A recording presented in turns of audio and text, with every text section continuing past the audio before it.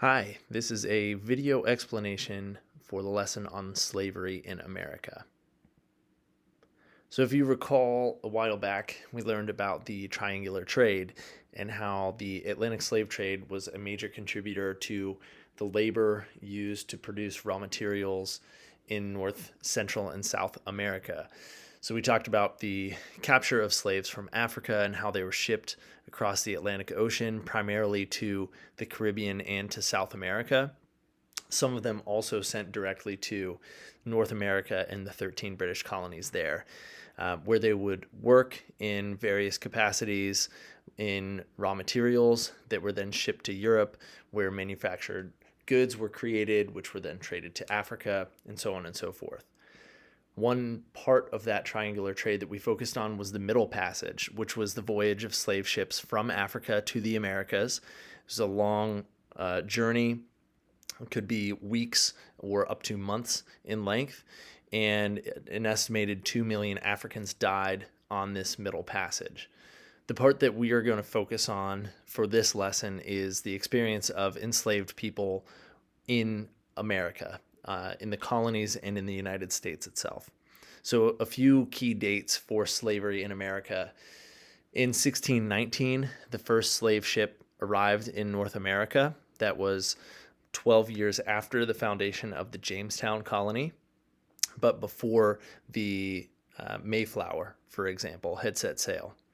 In 1776, the Declaration of Independence was signed. 4 years after that, in 1780, which is actually in the middle of the Revolutionary War, Pennsylvania became the first colony to sign an abolition act. It was called the Act for Gradual Abolition of Slavery. It didn't officially abolish slavery at the time.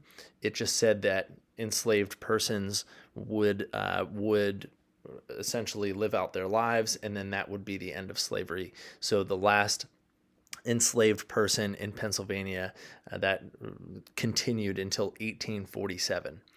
In 1808, the Atlantic slave trade was abolished in the U.S., so it was illegal to ship slaves to the United States. Just for reference, England abolished the slave trade in 1807. England also abolished slavery in general in 1833. In 1860, there were roughly 4 million slaves in the United States, which was roughly half the population of the South, and the vast majority of those slaves did live in the South. In 1865, at the conclusion of the Civil War, slavery was abolished by the 13th Amendment. So, what was life like for enslaved people in the United States? One thing that is important to keep in mind is that most enslaved people in the United States were born in the United States. Since the slave trade was abolished in 1808, that meant that anyone who was a slave in the United States more than likely had been born here. So the domestic slave trade, or the slave trade within the United States, was far more common. Many enslaved people worked on plantations, which were farms in the South.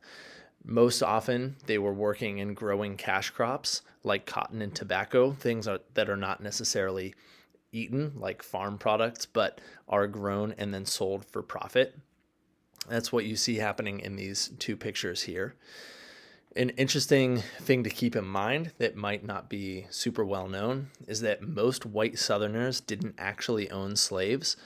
88% of the people who did owned fewer than 20 slaves. So in many movies or books, you will see depictions of large plantations with hundreds of enslaved people. That was very rare in reality.